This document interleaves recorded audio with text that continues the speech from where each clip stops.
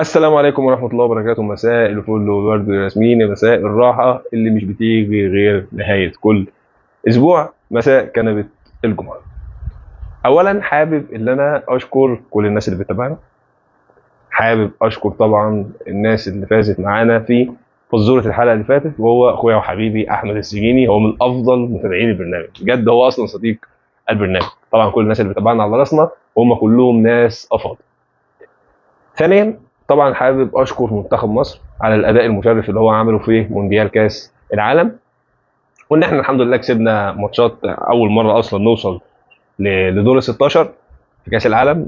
كفايه بقى الجول اللي مجدي عبد الغني كان زلنا بينا. الحمد لله جبنا اجوان كتير، وكان ادائنا كويس جدا واداء مشرف. وصلنا لدور كويس، دور ال 16 ده. وكان ممكن ان شاء الله اللي احنا نكمل كمان، بس طبعا الفيفا كان ليها راي تاني، والعالم كله كان ليه راي تاني، وهو كان مستكتر يعني دي على مصر. ولو ما كانش الظلم اللي حصل في الماتش ده، احنا كنا ممكن نكمل، بس اكيد ربنا ليه حكمه. بس الجميل اللي بقى اللي خلاني اخد بالي من حاجه جميله جدا، ان مصر قدرت انها تجمع العرب كلهم بجد. يعني كنت شايف على شاشه التلفزيون، مش شايف الماتش، انا كنت فخور جدا ان فلسطين وقطر وكذا وكذا وكذا وكذا وكذا والكويت كله كان بيتفرج وكله كان بيشجع مصر. فدي حاجه كويسه. طبعا احنا لما الظلم ده حصل، كل واحد حس من جواه احساس وحش جدا، اللي هو احساس الظلم. بس الغريب ان الاحساس بتاع الظلم ده هو مش جديد عليك انت. ممكن في ناس فعلا، يعني هو مش بس ما كانتش في الكوره، مش بس هو في العالم، هو فعلا the world no fair زي ما هم كانوا بيقولوا بالظبط. العالم مش عادل.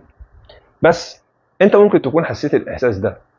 ممكن مثلا يكون كان ربنا كرمك بدكتور في الجامعه، هو دكتور كان قهرك شويه، ظلمك شويه. كان ممكن تبقى مثلا اجابتك كانت كويسه جدا، بس هو كان مزاجه وهو بيعلم الامتحان وحش جدا، فما ادكش حقك. مش بس كده، ممكن انت في شغلك ذات نفسك، ممكن تبقى انت موظف كويس جدا، بتجتهد قوي، شاطر قوي قوي قوي قوي قوي، بس للاسف ما بتجيبش القهوه للمدير بتاعك. للاسف مش بتنظف مكتب المدير بتاعك، فتلاقي حد تاني هو ما يستحقش هو اللي اترقى. فاللي انا قصدي اقوله ان احنا ناس كتير جدا بتحس بالشعور اللي المصريين كلهم حسوه لما مصر اتظلمت. في ناس هي عايشه في الشعور ده، في ناس بتبقى مضطريه غصب عنها تستحمل الشعور ده عشان خاطر اكل عيشها، في ناس بتبقى مضطريه تستحمل الشعور ده عشان خاطر انها تخلص الجامعه بتاعها او تخلص المرحله الدراسيه بتاعها.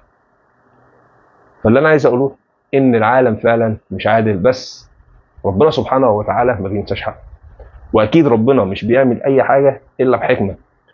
وانت هون على نفسك وطمن وطمن قلبك، وافتكر دايما ان مفيش حاجه هتاخدها غصب عن ربنا، ولا في حاجه هتروح لحد غصب عن ربنا.